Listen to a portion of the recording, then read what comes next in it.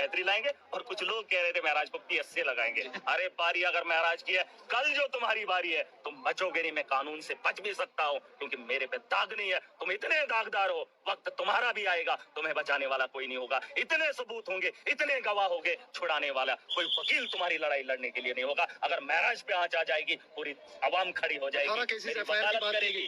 और देखिए वो तो इनके हाथ में था, माफिया ही तो है। एडमिनिस्ट्रेशन और माफिया मिलकर यहाँ की आवाम को लूट रहा है। उनको मैं चेतावनी दे रहा हूँ, अब पासा पलट गया है, लोगों ने सोच वोट की बदल दी है।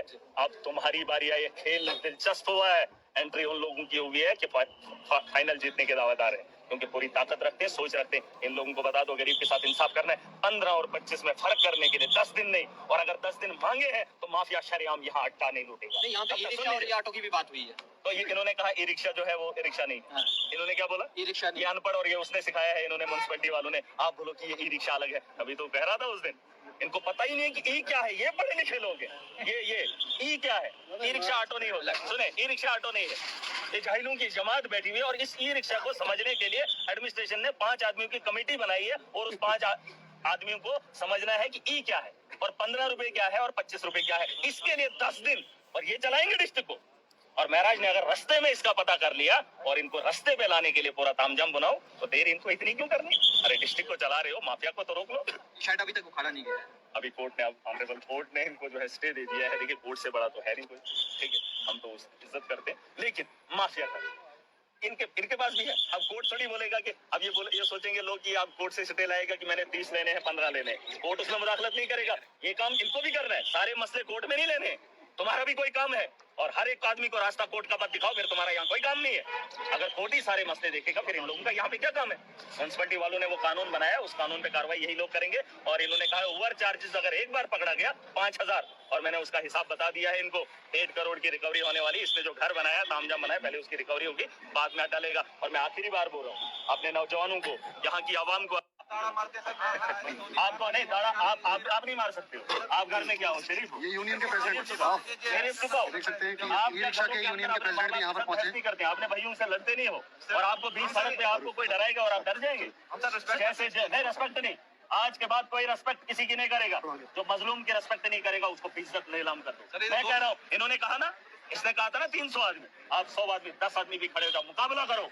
जो जिस ताकत में वो नहीं सुबह बैठे, मैं कहते ना, या तो अगर आप अहिज हो फिर छट जाना। अगर खाना खाते हो तो बराबर मुकाबले में खड़े हो जाओ। जो जिस तर्ज पे आता है उस तर्ज पे उसको सबक सिखाओ। जब मैं रात को यमा हुआ यार, क्या गाड़ी पकड़ता है? क्या गाड़ी पकड़ता है? ठंडा रखो साथ में। कैसे हाथ लगाएगा? कैमरे लगा लो इधर कैमरे, आगे पीछे कैमरे लगाओ। जो भी माफिया यहाँ तुम्हें टॉर्चर करेगा, महराज का हुक्म है, जब तक वेरिफिकेशन नहीं होगी तब तक ई रिक्शा कोई भी अड्डा नहीं भरेगा। अगर कोई मजबूर करे, घसीट लो, वही मैं छुटका नहीं। जितना पैसा लगेगा मैं उस पर लगाऊंगा। कैसे कोर्ट में पैसा लगेगा, महराज भरेगा, मगर सबक सिखा दो। ठीक है सर, कोई बात नहीं सर। बस कहा जाएंगे तो भीड़ भी हो खाना। आखिरी बार बोल रहा हूँ, बात खत्म करो। और ये एक्सक्यूज आपका नहीं चलेगा। ये अगर ये दिखा सकते हैं आपको, क्या हम भी दिखा सकते हैं। जो है आपके खिलाफ ये खान, आपके बगल में खाना है।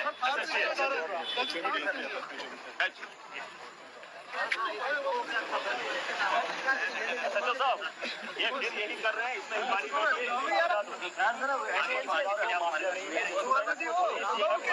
यहाँ से मैं पोल नहीं लगाने देती है, आपने लगाने दिया, या क्या यहाँ से कोई जंप करके पार नहीं हो सकता है?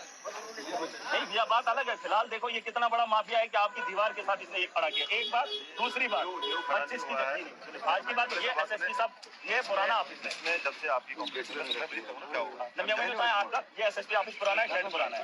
1 मिनट, SSP ऑफिस पुराना है कि शेड पुराना है? SSP ऑफिस के साथ लगा के रखा। मैं क्या बोल रहा हूँ, बात यही है कि जब से शेड को छोड़ दीजिए, जब से आज स्टे दे दिया, बात वही खत्म, वही बोल रहा हूँ। ये कहानी खत्म करो। लेकिन 25% तक इसने लिया, वो रिसिप्ट आपके पास है। अभी ये रिसिप्ट दे रहा है 15 ऑलरेडी तो ये ले रहा है ना। तपन इनसे डरा हूँ, से डरा हूँ। ईओ साहब ने ऑर्डर निकाला है 15 रुपए। तो सुन लेंगे, वो पुराना बताया जो नहीं उन्होंने ऑर्डर इसको निकाला। दो नहीं, मेरी बात सुनो, आप ध्यान से सुनो।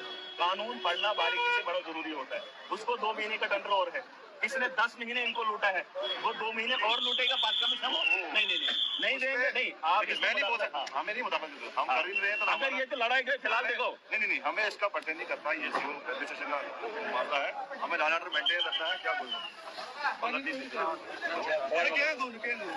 बैठ के सामने इंक्वायरी बिठाई है इसमें यूं तो यहाँ के लूटने नहीं है, बंद कर दो।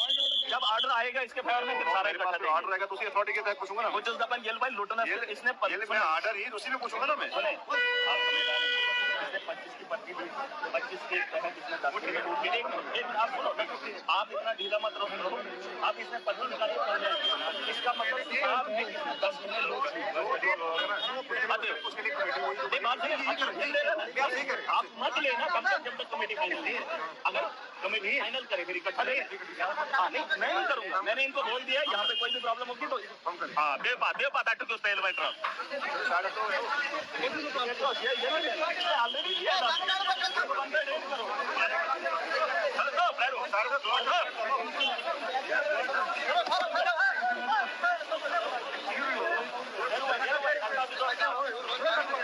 आपको वीलू का फॉर्मूला आता है, अब तक नहीं आता और ना ही आपने इसको सीखा हुआ है। दोस्तों, यूं गर्मा गर्म